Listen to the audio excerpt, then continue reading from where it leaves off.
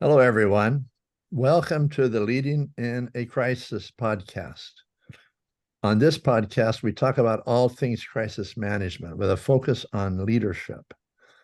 We deliver this through interviews, storytelling, and lessons learned from experienced crisis leaders. I'm Mark Mullen. I'd like to welcome my co-host, Tom Mueller, joining us from the great state of Texas. Hey, Hello, Mark. Tom. Hi. Hi from Texas. Great. Our guest today is Lynne Miller, formerly Regional Communications Manager and PIO for King County, Washington. I've had the pleasure of working with Lynne over the decade plus that we've worked together. She's a talented communications professional with extensive experience and a valuable subject matter expert and resource for agencies seeking to establish and grow internal or external communication strategies for managing crises.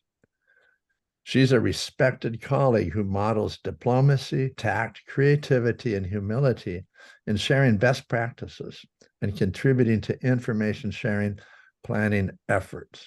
All that to say, she's great to work with. Welcome, Lynn. Could you take a couple of minutes and tell us about yourself?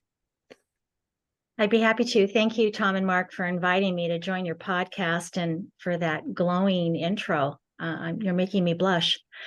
As Mark had alluded to, I've enjoyed a long career in communications, 35 years within private, public, and nonprofit settings. And most recently, I served 12 years as Regional Communications Manager for King County Emergency Management. I have to say it was one of the toughest jobs I've had, but also the most rewarding. And ironically, I didn't study communications in college. In fact, I really didn't know what I wanted to do when I grew up. However, written and verbal communications are skills that I've naturally applied both professionally and in my personal life. Since I resigned from the county 3 years ago to pursue an early retirement, I've accepted a few short-term contract jobs and have enthusiastically continued decades-old volunteer work, promoting safety and disaster preparedness in my community. And I often tell friends and colleagues, as they say, you can take the girl out of emergency management, but you can't take crisis communications out of the girl. So I love this stuff, and it's pretty hard to leave it just because you leave a job. Wow. Thank you for sharing that, Lynn. Having you on the podcast gives us an opportunity to look at incident command and stakeholder communications from a slightly different perspective, that of a response agency communication professionals. Much of our background is focused on the responses that occur where there's somebody called a responsible party, where there's one organization who is at the center of the response, and all the response agencies show up and work alongside to accomplish the purpose of stopping it, cleaning it up, and so on. But what I've come to realize from working with municipalities and government agencies is that those major incidents like Deepwater Horizon or Macondo or like the Refugio oil spill on the West Coast, they are major incidents, but in the numbers of those incidents, they're a tiny fraction of the sort of things that you're always responding to. I was talking with an emergency manager on the East Coast, and we had worked together on a plan, and it was 6 months after the plan had been implemented, and he rattled off more than a half a dozen incidents that they'd used it in that period of time. So I think that we will find out that you have a lot to teach us, a lot to share with us about response management, and often in the eyes of a very concerned public. So I'm looking forward to our time together today, Lynn. Oh my, thank you. Great. So what I'd like to focus on in today's podcast is basically three main topics, and we'll drift around them, and we might land on one for most of the time. But first of all, the public agency, private entity response methods and how we end up working together, and how an RP can fit gracefully inside incident command, and how agencies can come alongside a specific organization in the middle of a response, basically built around the idea of how do we work together, because we come from two slightly different worlds with a common goal. And I've noticed this is a real difference between public and private responses. Who's going to be the spokesperson? Who's going to be the face of the response? And I've noticed that can be really different. So I'm hoping we can touch on that a little bit. And then finally, because while you deal every day in your role, as you dealt every day with crisis management of all sorts of levels inside King County, what do you do with those really big, long duration responses? And something that's interesting there is all of us on this call have had experience with long duration responses. They've just been really different in what the cause was. So I'd like to talk a little bit about that and get a sense from you about what it was like going through that and what your lessons learned would be. So with that, why don't we go ahead and just jump right in? First of all, let's talk about how private industry comes into a response and works alongside public agencies. And what have you seen in your career of where that worked well or where it caused some kerfuffles along the way? Well, without airing any dirty laundry, because we all have lessons learned and things that we could do better, my experience has been that this has worked rather well. And after each experience, during debriefs, changes were made to strengthen those relationships. In my opinion, foundational to success in collaborating during exercises and real life disaster response is relationships. We need to build trust through regular stakeholder engagement. And this needs to happen when we're determining policies, putting together plans, and all of the operational procedures that support those. This really goes a long way in effective crisis management. But I have found, especially the higher up the food chain you are, it often requires letting go of some of the control and checking egos at the door. And some organizations and regions of the country do that better than others. I also think it's important to recognize that both public and private responders each bring unique skills and resources to the table. And the best outcomes result when we can share and capitalize upon those differences rather than keep them to ourselves or think that we're the only agency that can effectively respond. We really need to recognize that we all have blind spots, we all have resource shortages, and it's only when we can come together and share those that we really can walk away from an incident or even an exercise with a much better outcome. One example that I could offer to organizations, and this is just something, it sounds kind of obvious, but I remember as a regional communicator working with one of our cities in King County. She was a new public information officer, and she was working for the mayor's office and really had not experienced the structure of incident command system. And I really encouraged her and her public works department and other organizations, the police force, to utilize incident command during non-emergency events. So for example, every year they have a Veterans Day parade. Perfect opportunity to bring in stakeholders, to engage nearby cities, whether you're using them for extra police and crowd control or using their fire engines just to be on call in case something were to happen.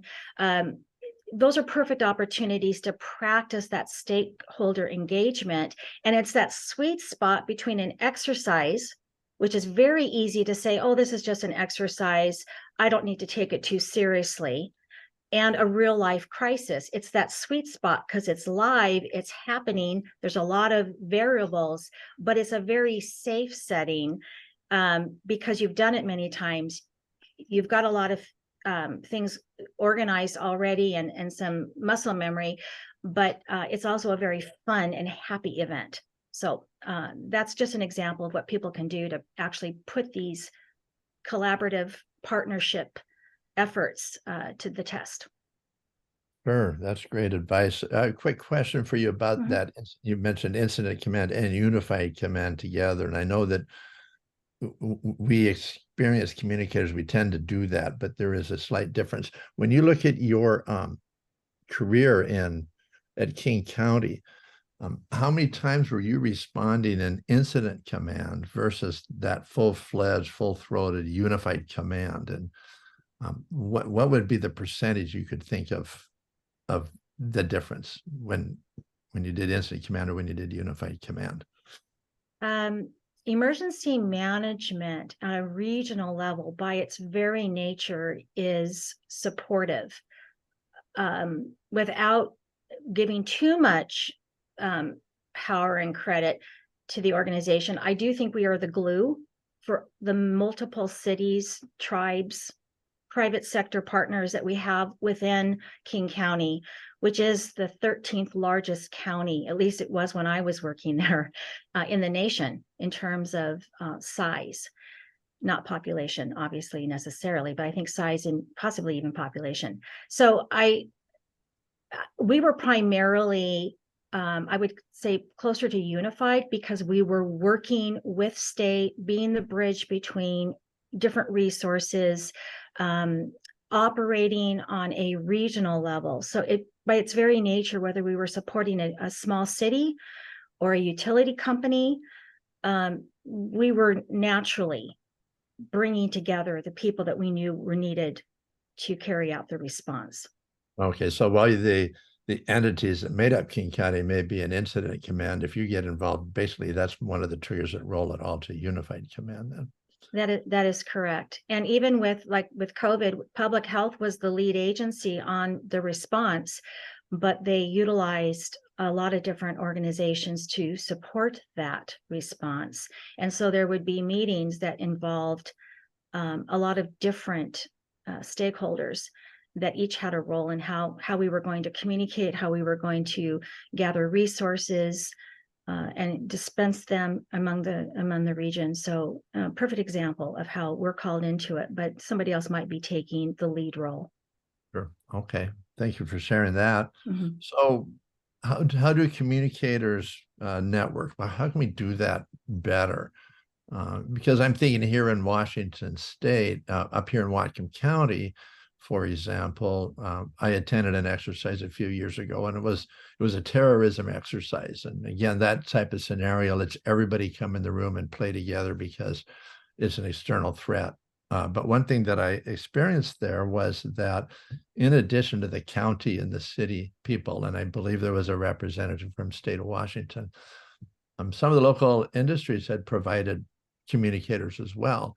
And it was really interesting to see how the local government communicators and the industry communicators were put in a position of working together. Have you had experience where you've brought in industry leaders or communicators to be parts of your responses? And if so, how do you use them when they come in the room?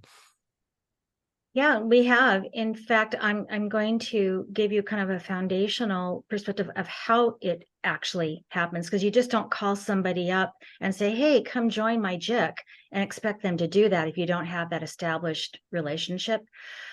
So in my experience, I have found communicators from different agencies and organizations in general are more open to networking than their bosses sometimes are, especially if there's a happy hour involved. Very easy to get people to show up.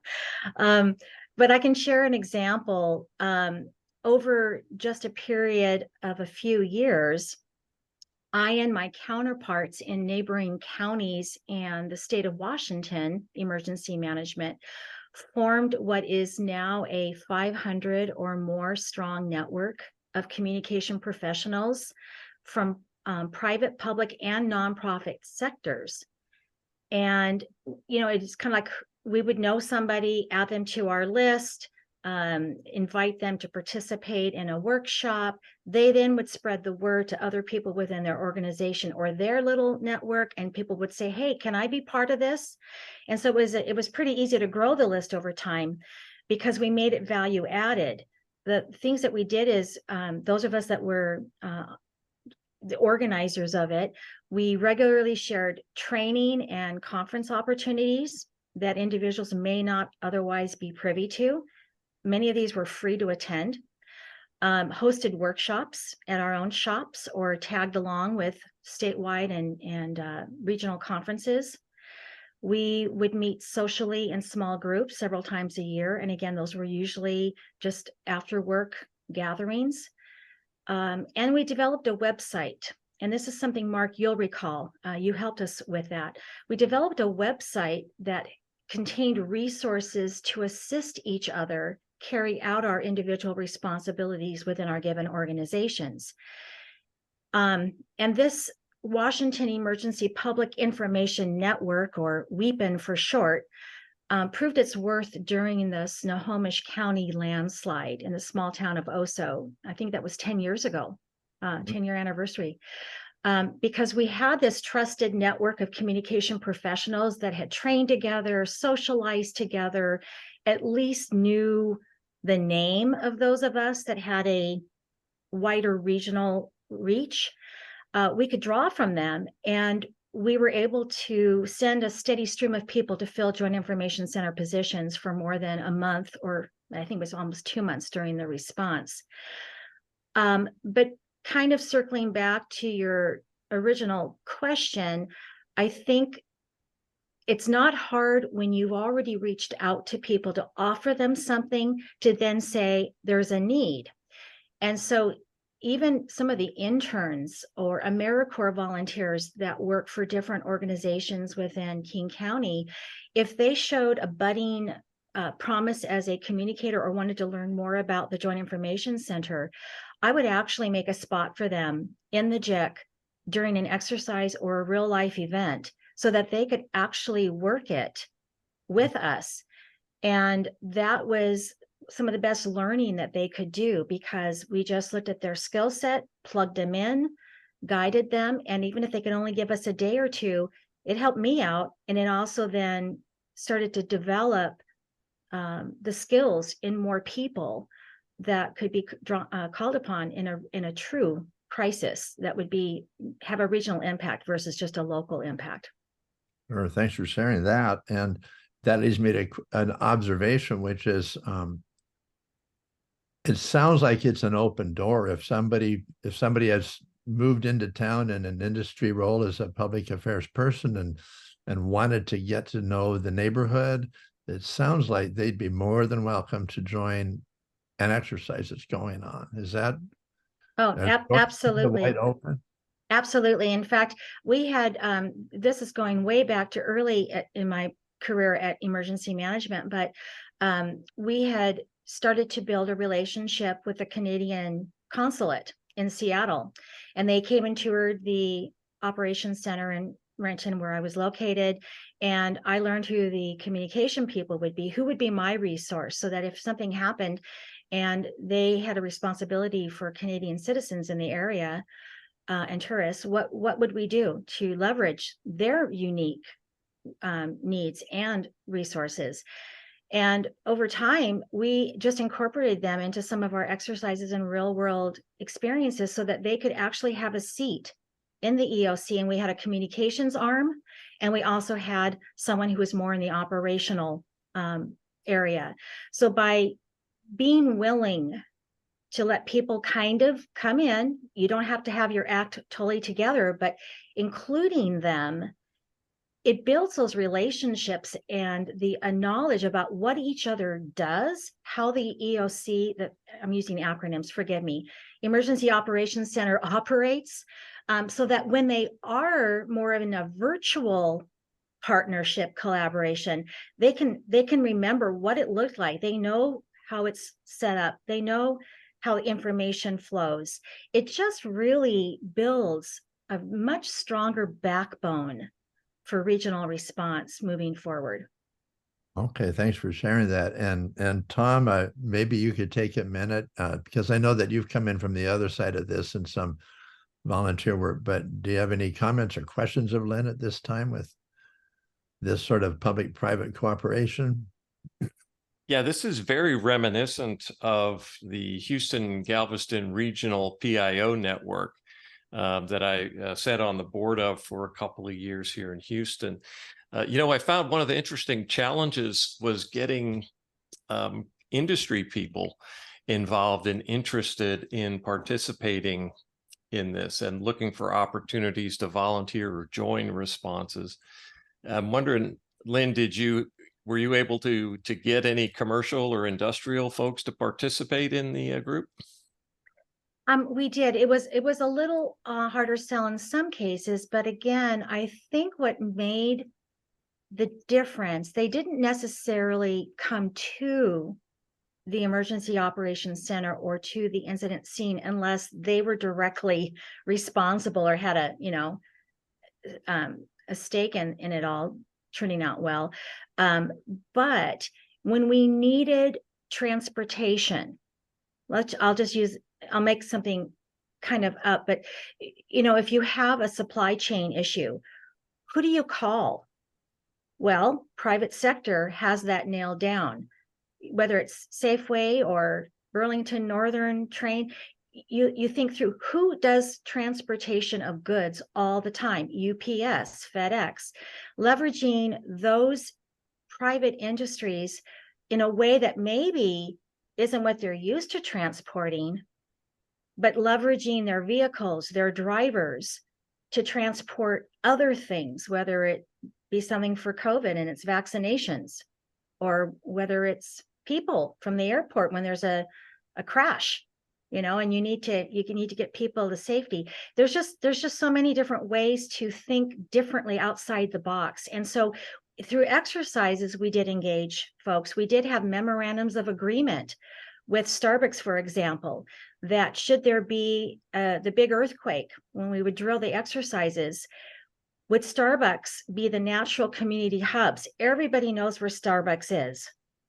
They're set up to be able to handle people, provide basic refreshments if they have supplies. And it feels like a safe place to gather. So that is one way that we had worked out agreements with Starbucks of how to utilize their brick and mortar locations in a crisis. So there's a lot of creative ways to think through, but again, involving them in those plans, involving them in the exercise, and then when appropriate, involving them in the incident response. Sure. Thanks for sharing that, Lynn. And that's interesting. For the Pacific Northwest, Starbucks is a natural gathering place. It would be interesting to see what that would be in other parts of the country. Mm-hmm. But you're right, it's a good point of how public and private can work together. In light of this, I'd like to sort of jump now to what you mentioned, Lynn, about the Oso landslide or the Oso mudslide. I've seen it called both. But I'd like to spend a few minutes talking about what happens when something really big occurs and when we begin to look and say, this is more than any one of us. In fact, this is more than most of us, maybe, as far as the response goes. And just for a little background there, and Lynn, I know you were involved and we'll come back to your questions, but the Oso landslide did occur almost 10 years ago now. And basically about a mile of earth outside of a small town in Washington State slid away. A hill collapsed. There was mud and debris everywhere, and it ended up with multiple fatalities. And it ended up with a long-term response because it was sudden, immediately traumatic, and then by the nature of how they had to deal with it, it became a long-term response. And Lynn, you were there, and maybe it'd be nice for you to share how you were involved, because I think it demonstrates again that we live in a time with even then capabilities and frankly requirements that a response isn't all at the stump where the tree fell. It is a statewide response. So Lynn, maybe we can talk about Oso a little bit. Okay. And first of all, maybe you can share what what you had to do in the OSO response. Again, remember, this is Snohomish County, which is north of King County. You're in King County, but it actually involved the whole state in the response. So why don't you tell us how you worked there and share some of what you saw about how that response was playing out? Be happy to. Yeah. As much as I wanted to be boots on the ground and be in the thick of it, because an experience and what an opportunity to serve a community and help them. My role was much more valuable at the time in working support remotely. I stayed in King County because there was my colleague that would normally pick up my duties as a regional support was out of the country. And so what I was able to do is leverage that network of public information officers to help create that steady stream of personnel to fill the JIC responsibilities.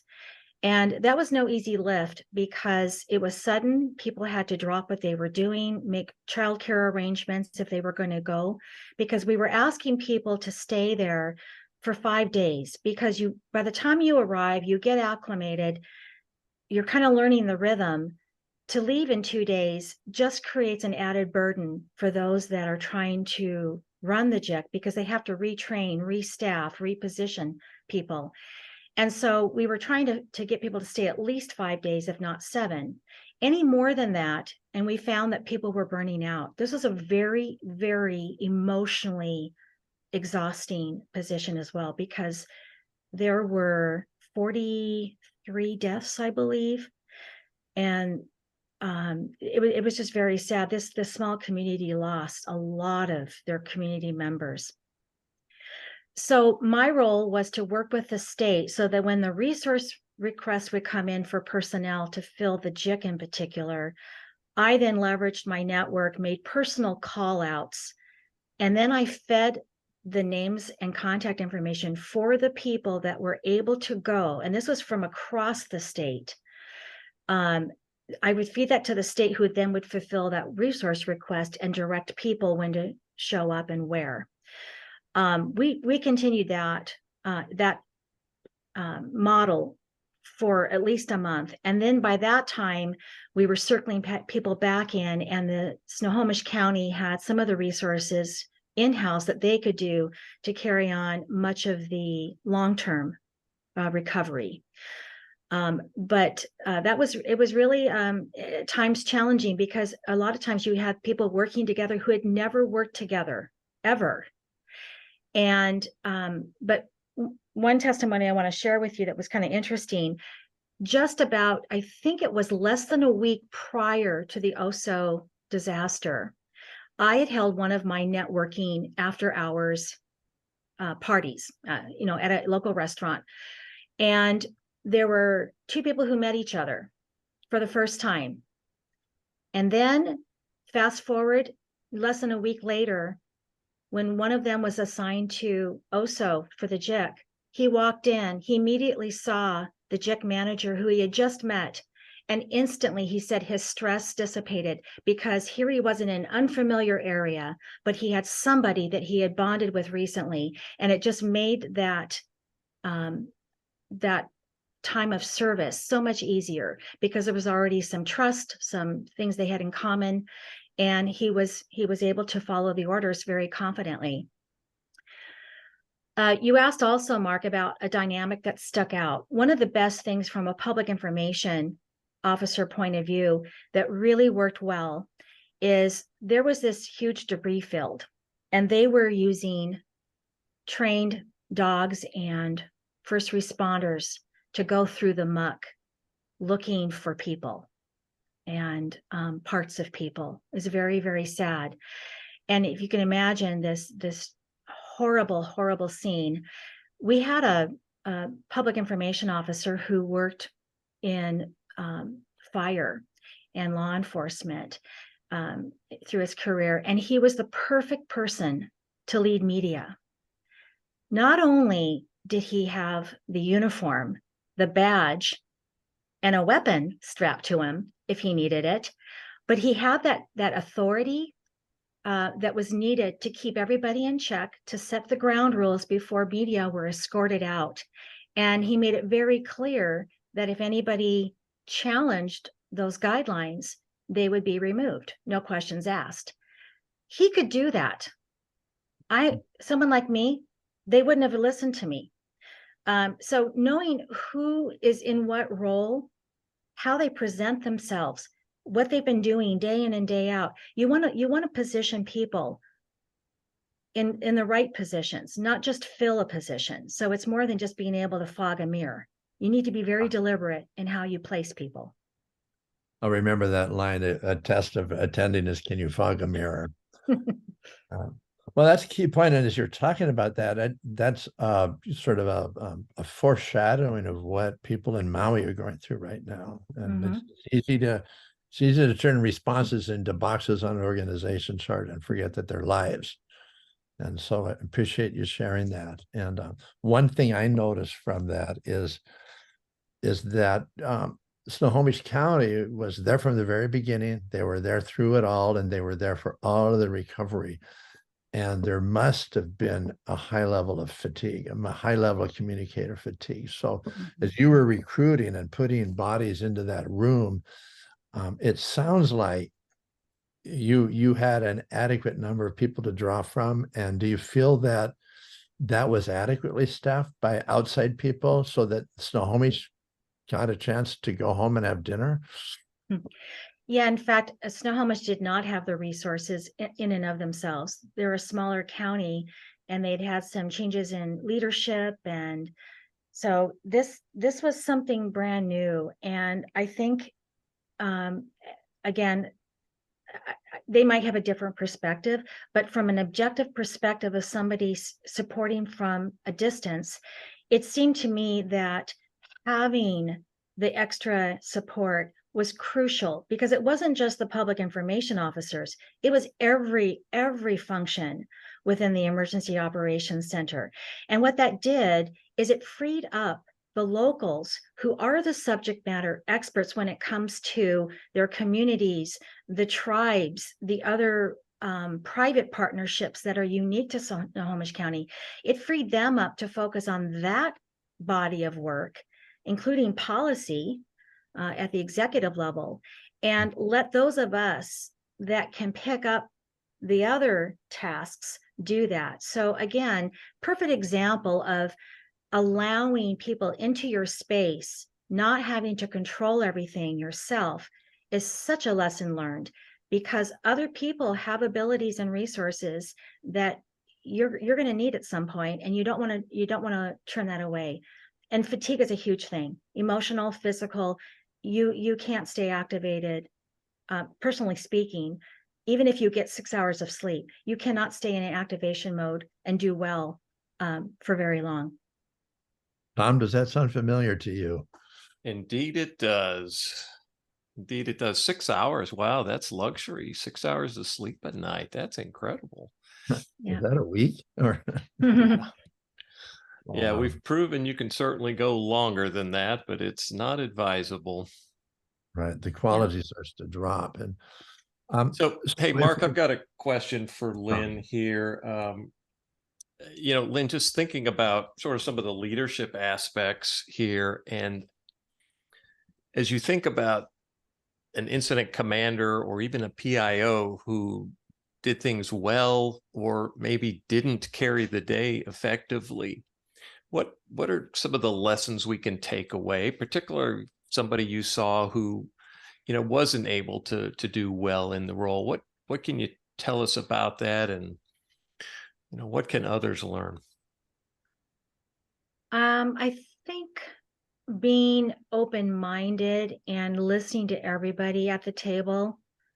The very nature of incident command system and structure is you don't have to be the top dog in an organization to carry out the top position in an incident response. Now, often you are higher ranking, it's just by the nature of how first responders operate and the training it takes and experience to get to those top positions. But to be open to hearing all perspectives. And I think especially from a PIO perspective, we spend a lot of time training and a lot of emphasis and exercises on operations and logistics and all of that. But really, at the end of the day, communication makes or breaks a response, and that's internal and external. You absolutely need to have a communications professional, whether you call them a emergency support function 15, which is, again, talking shop speak, whether they're the lead PIO that works with the mayor or the executive normally, or whether they are somebody who just does public affairs or social media for that matter. You need to have somebody at the table at every meeting to be listening for facts that can be shared publicly or with stakeholders, who can alert leadership to trends that are in the media. What is the media asking? What are people calling into the public hotline asking for? Those kinds of questions, and leaning forward to what you know is going to be asked, because with experience, most of us in communication, we know kind of the cycle of an incident where people first are in shock what happened, then they want to know how it happened, what's being done, by whom, why do they have to wait so long for the power to come back on? All of those things, we're naturally answering those who, what, when, where, how, and why questions. And we can be invaluable to help prioritize some of those decisions, and at least give awareness to senior leadership as they're doing the operations, which of course is very, very important as well. But everybody needs to have answers sooner than later. And one of the things that I remember as a reminder to all levels of a response in the Emergency Operations Center, we had big banners in our office that said, "I know something. Who else needs to know? And did I tell them?" Just a good reminder of, I've got a fact. It may not be important, but it might be. And to think through who that is, and to really, really know your audience. You know, we can get knee deep into a response, and when your boots on the ground, that's your job. You're not supposed to be thinking necessarily about what the public needs to know. You're there to respond and to save lives and make the area safe. But when you're outside of that incident directly, now it's the whole idea of, what's the perception? Do people have access to information? And lots of good information, because the longer we wait to get information out, the more rumors and misinformation that can be spread. Yeah, one of the challenges I've seen there, Lynn, is just around sharing information internally within the command post as well as externally. And many of the teams I've drilled with have been focused on external communications. And so they're not sharing the press releases, FAQs, other information with the other sections inside the response. So it's really a two-headed monster for the PIO and liaison teams to be able to communicate effectively both internally and externally. Yep. One best practice that I can share with you, and I'll give you two, and then I'll let you know if you still have time for other questions, but two best practices. The first is, before an incident happens, we pre-created a list of messages, 3 or 4, to a different type of hazard that could be put out immediately, even when you don't have all the facts.